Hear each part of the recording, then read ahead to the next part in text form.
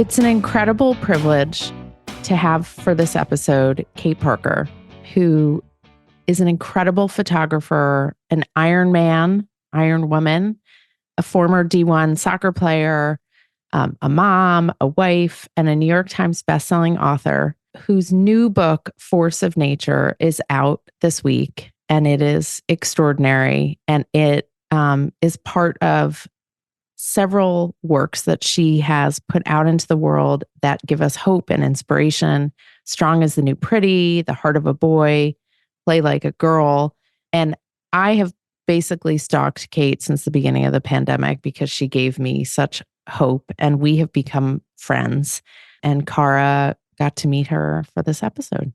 Now we've become friends. And I have to add that, when you do a podcast and you're speaking to an author who works in a visual medium, you never know how the conversation is going to go. This conversation has as much heart and soul as Kate's images. So enjoy. Cara. Vanessa. My favorite people in the world who I have not yet met in person. This is going to be crazy, but I will be meeting her in person very, very soon. The photographer, writer, athlete, parent, Kate Parker is here with us this week to talk about her extraordinary new book, Force of Nature. Which is so beautiful. I just can't stop flipping through these pages. So I'm going to let you guys talk and I'm just going to flip through pages here. Cara's just going to sit serenely through the photography. Hi, Kate. Hi, I'm so glad to be here. I'm very excited. I'm big fans of both of yours, big fans of your book and the work that you all do. So I'm really excited to be a part of this. So thank you for having me. Thank you for putting your beautiful work into the world. So you heard our intro of Kate. Many of you have probably seen her other amazing books, Strong as the New Pretty, The Heart of a Boy, Play Like a Girl. They're all incredibly impactful. Kate, tell us a little bit about your journey as a human being, as an athlete, as a parent, so that we can kind of set the book in that context. Oh, sure. So I'm the youngest of 4 kids. And I have 2 older brothers that were giant soccer players. I was just doing everything I could to keep up with them. And, like any younger sister, I think a lot with older brothers, you got to kind of be tough to keep up. They don't really make a lot of accommodations. And I learned a lot from that. They both played college soccer. I played college soccer. I loved so much that the things that were liabilities as a kid growing up in maybe the 80s and the 90s, that were liabilities for a girl, like that I was really loud. I had a bit of a temper. I was like, would not give up, were all things that made me a really good soccer player. And I'm forever grateful to the sport that I did not lose those parts of my personality, because they have served me immeasurably as a mom, as an adult, as a business owner, as everything, as an author, everything that I have to do. I'm so thankful. So I basically, I didn't start taking pictures until I had my children. I have 2 girls. One is 18, she's a freshman in college, and one is 15, freshman in high school. And I started taking pictures. I taught myself how to shoot when they were brand new, and I needed something as a mom. I needed a creative outlet. I started shooting these series of photos. We live in Georgia, and I did not grow up in Georgia. And I saw a lot of imagery, and I don't know that it's special to the South, but just at least where we were, a lot of the images of little girls, they were perfect, and their hair was brushed, and their hair was curled, and they had a perfect dress on, and everybody was smiling. And I was like, that was not the kind of kid I was. That was not the kind of girls I was raising. And I really focused on taking pictures of the girls when they were emotional. They weren't necessarily smiling for the camera. They were muddy. They were crying and screaming, and they were powerful. They were fully themselves. And that project turned into a larger project of not just my girls, but girls all over the country. And it became a book called Strong as the New Pretty. And that's really what kind of jump-started my career in this space and trying to show the confidence and the power that girls have. And it really loops back to that very nascent opening comment you made about the qualities that made you a successful athlete and that have translated into your parenting skills are qualities that are oftentimes demonized, right? Mm-hmm. Yeah. Loud, right? Forceful, Yes. powerful, strong. You have to have your head in the sand and you have to have had it there for 2 decades to not know that those attributions in one gender are considered outstanding and positive, and in another gender get weaponized and they're very negative. And so everything you do flips the narrative to show us that what we know to be true in our own bodies and brains and our own families, there isn't a person on earth who hasn't met a strong, emotional in all the best ways, passionate woman. Everyone knows many. So you're just giving people the opportunity to stop and to see it and to begin to rewrite the narrative, which is really your through line, right? Right. And Cara didn't mention, but she is also a girl with 3 brothers. I'm raising a daughter with 3 brothers. And I was actually at a gathering, Kate, the other night with many generations of women who played on my high school soccer team because our coaches of that era were gathering with a group of us. And my sister and I were the only women in that room who had sisters. We were the only women who had a sister. Every other woman in that room who were, the captains over many generations of this team, not a single one of them had a sister. Interesting. It was so fascinating. And I say that not in a bad way. I say it in a beautiful way because they talked about the relationship between their grittiness and their perseverance on the field and later in life over many, many, many years of becoming hardworking people, and the importance of finding sisterhood on their teams, on that team in particular, because they did not have a built-in sister. And so it's just fascinating to me to look at the 2 of you and think about the ways in which you lift Fierce other women soccer up. player that I am. Cara's fierce in other ways, but she would be the last picked on my club soccer team. This is true. But first picked on many of your other teams. On all of my other teams, as long as they don't involve playing sports. So I want to dig in a little bit because you and I both share this passion. I mean, this is really how we originally connected. I may have stalked you on Instagram during the pandemic because I was like, I need to be friends with this woman. She's so incredible. What is happening? I want to dig into what you talked about your own upbringing. And then I want to talk about kind of the state of girlhood and womanhood in the world today. Why is Force of Nature important? Why is this book and your other books important? And what is going on in the reality of these kids that makes this work so important? I mean, I think for me, the impetus behind Force of Nature was the cover image, which I'll describe a little bit, it's a photo of my youngest daughter and screaming, and she has her arms, she's taking up space. It's actually her screaming in a rainstorm. She's in a bathing suit. Her hair is wet. Her eyes are closed. She is fully in her power. She's probably 5 years old. It's a black and white photo, and she's fully in her power. She does not care what people think of her. She doesn't care if the neighbors can hear her screaming. She just is like enjoying this thing she is doing fully. And that image was stolen from me. It was memed. I can't even count how many times. I remember the first time it happened, I went to go check the Facebook page, and it had been shared like 40,000 times in a week. And the copy, they had taken the image and they had written the copy, "Remember her? She's still there. You can go get her." or something very similar. And cut to, and it kept getting shared and shared and shared, and cut to like maybe 6 months later. And I have this image in my house. I have it framed in my house. It's a picture I took. It's my daughter. Somebody was coming to give us an estimate. Our dogs had eaten all of our carpet upstairs. So we were getting a carpet upstairs. It's a very glamorous life we live over here. And the lady pointed at the photo and said, I have that framed in my house too. I saw it on the internet and I printed it out and I really liked how it made me feel.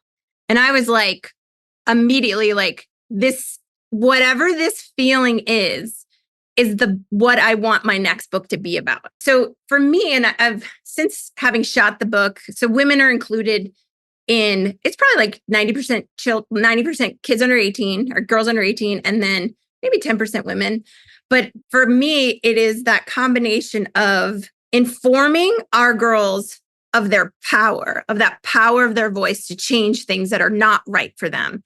And that reminder to women of those moments that we feel like that. We feel like we are confident that we did at one time, but we've lost it along the way. And I want that combination of both. So that was sort of for me why I wanted to do this book. I was like, this is obviously resonating with people in a very visceral way. And I wanted to sort of clue into that, whatever that feeling was. One thing that's amazing about the image is that it's joyful, right? So it's all the things you described. It's screaming, it's power, it's and it's joyful, right. It's like stuck in the middle of a rainstorm. And when you flip through the book, the very first picture you come to in the book, which is where the table of contents is a very different kind of picture, but equally joyful. So not that every image in the book is joyful, because it's not, but like you capture. So, I mean, as a pediatrician, I'm just going to say this second picture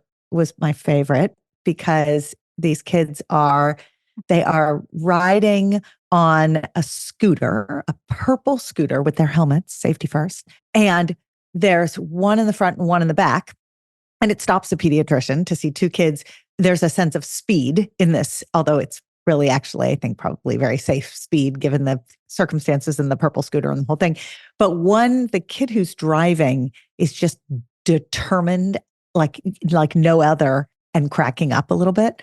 And the one on the back is just goofing off for the camera, right? Like just has this, like every picture I take, mouth wide open, cracking up. And so it's this path through these images as you get into the book that are all, you do this thing where you combine strength and power with complete joy. Yeah, I do love, photographing kids, especially the joy that they have, and it's unbridled and it's contagious. And they haven't learned that. I mean, I guess they do as they get older a little bit, that they're not tamping it down or trying to act cool. I know, like it's funny, my girls will use like they'll call people tryhards as a pejorative, and they'll say, "Oh, it's the worst insult in their age." I know, and we're all such tryhards too. The three of us on this. I was like, I am a tryhard. I was like, there's nothing better than somebody who's enthusiastic about something. And I'm like, if you're ever unkind to anybody that is trying hard, I will be so disappointed in you, because it's like, I just love it so much. And that's like one of the things I really want to shoot tryhards all the time. I've got a couple I know that I can recommend. They're staring right at you on Zoom. Kate, one of the things that we struggle with in talking about puberty and working with kids in puberty and working with adults who care for kids in puberty is feeling like this is a moment where people lose their voice and they lose their sense of impact and efficacy and joy and enthusiasm, and the skepticism creeps in and the social pressure creeps in and the self-consciousness creeps in. What did you notice shooting this book, doing all the work that you do with, I mean, not just beautiful children, but also the world's greatest women athletes and the most incredible pioneers in women's sports?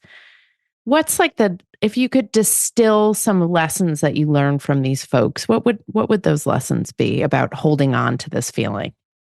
I would say one of the main things that I would recommend, or that I see that the girls that tend to not lose that confidence and that sense of self are the girls that are passionate about something. They found something that they have fully invested themselves in, whether it's sports, whether it's art, whether it's singing, or like being good and fully immersed in something other than what your peers think of you, or what boys say about you, what girls say about you, I think is huge, because a lot of time it gives you a group of friends outside the school, another social set. And I always feel like I get sort of a cheat code, because I tend to shoot kids doing the things that they are passionate about. Whether there's like some kids in this book, there's a girl that does TikToks on her disability. And like just interesting things that the kids are already comfortable. They're proud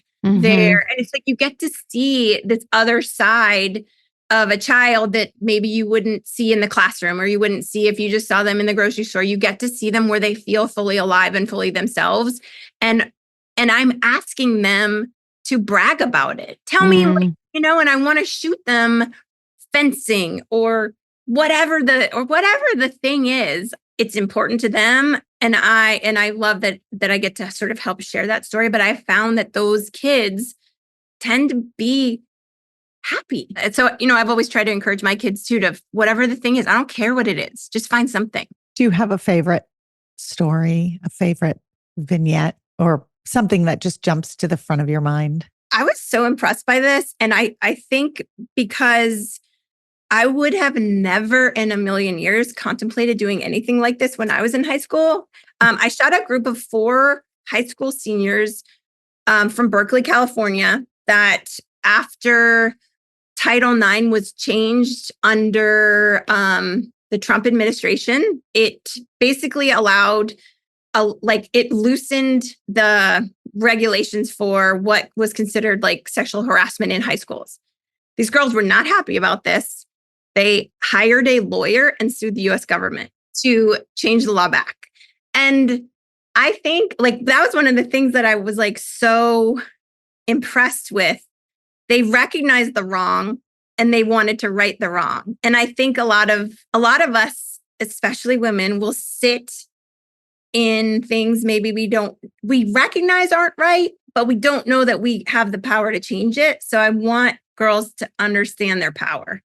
And I love like little, like for me, like even little, it like triggered for me, like stuff like I was like, oh, wow, those girls are 17 and and I was like, I need to speak up more in my life, because this is, it's their role models, honestly. So we think a lot about what are the hurdles to helping kids, to supporting kids, to encouraging kids to be the fullest versions of themselves. And that challenge is different for every kid, right? For one kid, it's about their body. For one kid, it's about their learning disability. For another kid, it's about their family circumstances. And we can't control all of the hurdles and all of the issues. But what do you feel are some of the biggest hurdles that girls face today? You talked about girls you met who were fully invested in a special experience or hobby or passion. What about the girls who don't have that? What are the hurdles for them, Kate? All the teenagers and all the kids these days are sort of facing the same hurdles of like feeling like they don't belong, feeling like they aren't part of the group, seeing. And I think it's changed from when we were younger, is that home could be a safe space. If you didn't get invited, maybe you didn't know till Monday. But now, second you aren't in a group chat, or you see everybody's on Snap Maps at the same place. And I think just like social media makes there's no really safe place. And I don't know, I just feel like mental health is so much harder it's just harder for us and for them to like put it down and put it away and feel okay in the space you are in, and not feel like so much FOMO or like left outedness, which is not a word, but it should be. Yes. I don't know how to fix that or address that, or I mean, besides like limiting, like the importance of social media. But it is certainly a struggle that I see with these kids pretty constantly. Do you work closely with a soccer team in the Atlanta area? And the team, it's a team of girls who are all immigrants to this Yeah. country. And can you talk about this very special group of people and also what you've learned from working with them that might be different from the other athletes and folks that you photographed? Yeah, it was funny. I shot a group of girls for my book called Play Like a Girl. And it was a program here in Atlanta that is basically all refugees. And they played on the soccer team. And they basically learned, help them learn English, help them make friends, help them assimilate. And I recognized I only had a couple images in the book, and I was like, gosh, there's this so much more of a story here. And thankfully got to co-produce and co-direct a documentary short about this team called Home Field, and really got to delve into the stories of these three girls who really found themselves through the team and the sport. And as different as our lives are, my lives and their lives, we got the same things out of this sport. The girls, there wasn't a girls team. They were playing on the boys team. And I remember the first time I met them, they walked up and they, it was interesting. It was such a cool experience because it did not feel like I was in America. There was no English being spoken on this entire field. And so I asked the girls, I was like, hey, so do y'all come here every day? And they're like, yeah. They said it to me, don't be so stupid. Soccer is our thing. I'm like, okay. And they did not back down from these. They're teenage girls playing against teenage boys, which is generally not fair because the boys are faster and stronger and very rough. And these girls were tripping these boys. They were getting their elbows in. They were calling for the ball. You can hide on the soccer field, and they were not hiding on that soccer field. And it was very impressive and just kind of the purest way. I've always loved soccer, but then I just made me love that sport even more for what it could do for these girls who were also, interesting enough, had not played in their home countries. And a lot of them had to kind of hide that they were playing in America because culturally it was not, with some of the girls, it wasn't encouraged by their family. It's so interesting to think about the similarities between what your lens and what you see as a photographer and a storyteller and our lens as puberty educators and informers, which you would not imagine there's a ton of Venn diagram overlap, but here's what I'm hearing in what you're saying. You have the benefit of watching all of these different kids around you and seeing them at all different, very formative moments during especially their tween and teen years. So the majority of the kids who you photograph are in that decade-long demographic. And I wonder what lessons you've learned that you've taken home and said to your daughters, okay, I just saw this thing and I want to share it with you. And I hope you take from it X, Y, and Z. Because I have that all the time on the medical side. Vanessa has that all the time. And the puberty storytelling side, you must have that all the time as a photographer who is bearing witness. Oh, definitely. And I think for me, the big takeaway is to find your lane. And then also within that, we were talking about before about the tryhards, her lane doesn't work for you. And then mine doesn't work for you. But look at how cool hers is. Let's support her. And I think it's so hard for kids to not make fun of and dismiss and just sort of put down what other people do because unless it's football or sports or it's really sort of, it's just, if it's not the mainstream, it's giving that kid the same thing that you have. And I feel like I get exposed to so many really interesting and cool things. In this book, for example, I shot an entire group. They're not known as the Boy Scouts anymore. They're the Scouts. And it was a group of girl scouts. or not Girl Scouts, Girl Scouts who are girls. Sorry, like to differentiate. And I remember like when I went to go ask these girls, like, why the Scouts? Like, because I don't know a ton, like, well, why wouldn't you join the Girl Scouts? That seems to be the option. And they were just like, so matter of fact, they go, we like to camp. Girl Scouts don't camp. We didn't want to sell cookies. And I was like, all right, good for like, just like, let's support these Scouts. They chose this thing, and thank God they have each other. They have a whole group of girls that all want to go camping and learn how to tie knots and learn how to, make a makeshift tent or whatever, like, I just think you're just like supporting other people for finding their own path. I love the framing of that, because sometimes when I come home and tell my kids an amazing story, they think I'm trying to transform them. Like, well, Mom, but no, that's not the way you're framing it is so perfect. It's like, no, I just want to share this incredible thing that I saw, and whether it suits you or not, it's incredible. Let's go support this person. And you are right that kids are not necessarily socialized to be supportive first. In fact, sometimes that defense mechanism of, if I can't do it, if I'm not physically able, if I'm not economically able, if I'm not logistically able, then I should put it down, because that's a defense mechanism. Just teaching them how to strip that away and how to lift up instead of put down, right? That's the whole game. But it is a funny thing. And I'm sure that the parents and caregivers who are listening to this conversation have lived it just as many times, right? You see something amazing, come home and say, this was this incredible thing. And the way the kids hear it is, you want me to be that. So I love your framing, which is like, start from the beginning. I'm not asking you to be this. I'm just sharing.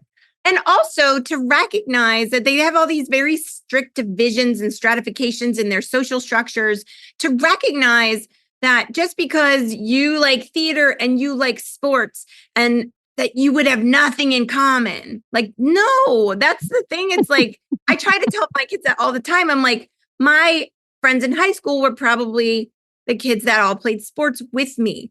However, I am an adult now, and I missed out on so many friends that I see now are doing really interesting things because our just social circles didn't interact. I wish I had known them when they were 17, and to Breakfast Club. Exactly. I think it's, and it's maybe even more so stratified or just cut. Like, these kids are just in these little tiny pods, even more so through social media. Hey, one of the hardest things for those of us caring for tweens and teens and young adults is to cut through the facade of what they're presenting us with, and seeing their essence without shame and without judgment. And somehow you do that in your photography and in your work. And I'm wondering, what advice can you give those of us who are maybe a little fed up, maybe feeling a little disconnected, maybe feeling like the kid living in our house is a stranger and we don't see them and we don't recognize them? How do you see these kids in the way that you do in order to photograph them? And how can you share that with the listeners? Oh, that's such a great question. And it is really hard. As a parent of a teenager, I totally understand and empathize.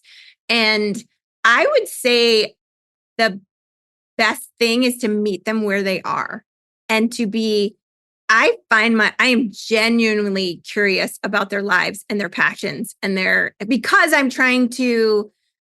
am curious, but also I want to get a great quote. I want to make sure I'm photographing them in the appropriate setting. And I think if you come at these kids as fully fleshed out people, not like, their opinions matter, their opinions are valid, the things they like, we're not dismissing that. And I think recognizing them as equal to you as an adult and talking to them in that way, with respect, with curiosity, which is very hard sometimes when you are a parent of a teenager. I fully understand that. But it is easier because these are not my children, and they are not rolling their eyes at me generally. And I really think being curious and accepting is such a huge part of it. And then also, like, when you meet them where they are, like, if If I want to talk to my daughter, we're going to go shopping. We're going to go get our nails done. I don't necessarily want to do either of those things. I mean, I do a lot of times want to do the things, but I mean, let's do the things that are interesting to you. And then we'll have a conversation on the way there. And when we have a little chat after, you will open up because we're doing something that is, I recognize, I think they recognize that you're opening a door. That's a great example. You said something just now. You said, treat them as if they're equals to adults, which I think is a very important and very subtle statement. Because what I'm understanding you're saying is emotionally, their emotions deserve as much credit as ours do. Their thoughts, their ideas, their feelings, their expression of their feelings.